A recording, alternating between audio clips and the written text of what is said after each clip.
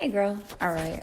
This is the video to roll the anterior upper portion of your leg. Here we go. So you're going to need a foam roller, and then you're also going to need a stretch out strap for this one. We're going to start with the inside, outside, and the center of your upper leg. And then we're also going to do your TFL.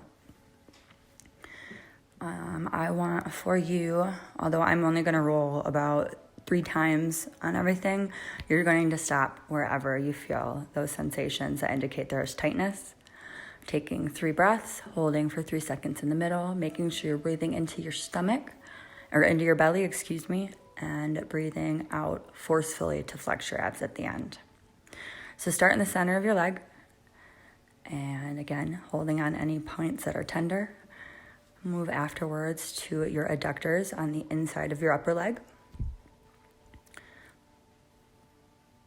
Most oftentimes there's 3 different pressure points, pretty evenly spaced at your knee, in the middle of your leg, and then up by your groin that might be tender. Afterwards, rolling the outer portion of your quad, not your IT band per se. Most oftentimes there will be tender spots either down towards the knee or more up towards the hip. It's helpful to note which you feel the most. And then finally, rolling all the way onto your side, you're going to position the roller in the space that is essentially between the head of your femur and then the front of your hip on your TFL. And this one, you don't have to do a whole lot of rolling. You might have to lean forward a little bit to find it. But that said, it being a little muscle, you can mostly just sit in one spot. All right, now we're going to swap to your other leg, doing all of the same things. When you do find points, if there's pressure or tension, I want you to lay your upper body down. And should it be on the inside, in the center or outer portion of your quad, I'm going to have you gently bend your knee, bringing your heel closer to your butt. And the instance that your adductors are tight, I'm going to have you internally and externally rotating your foot and your whole leg, really. All right, and then finally, again, TFL. That's the lateral quad.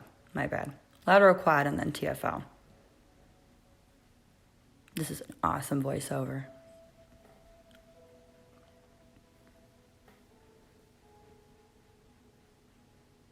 And then this is an example of how to internally and externally rotate your leg if you should find that tight spot. Deep breaths. Try not to draw your body in, not to cringe, not to shrug up. Once you are done with the rolling portion, we're going to move on to stretching everything out. So mostly you can do everything with the stretch out strap, but we're going to start with what I believe has been called a frog stretch. You're going to keep your toes together, and then you are going to draw your knees out wide, pushing them out while you are pushing your hips backwards. And it is helpful to use your hands to actually push yourself back into this stretch. Hold for a couple of deep breaths, and then you're going to move back forward and reset, and then push back into the stretch. Sometimes you'll get a little more range of motion, but that's not necessarily going to happen based on just the tension around other muscles. So do your best, don't force anything. And then once you're done with your frog stretch, grab your stretch out strap, and we are going to stretch out your rectus femoris. So position this around your toe, and I want you to actually keep this strap pulled over your same shoulder, not the opposite shoulder. You're going to push your hips down into the ground so they are not going to lift up when you draw your knee up off of the ground. Then lift straight up, and you'll feel that big stretch all the way from your knee up into your hip potentially. Hold in this position, taking big deep breaths, doing your best to keep your upper body laid down and relaxed.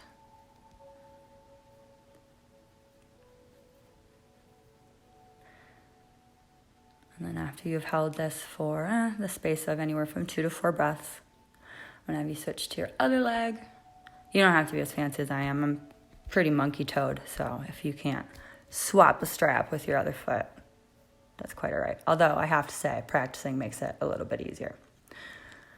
And again, same stretch on the other side. Very important to keep your core flexed, your glutes flexed, and to keep your hips pressed down evenly into the ground while you're doing so. Sometimes one leg or the other will give you more range of motion. So this is another thing that might be good to note internally. And once you have finished up your quad and adductor stretch, I'll have you relax. And that's that. All right, girl. Have a great day.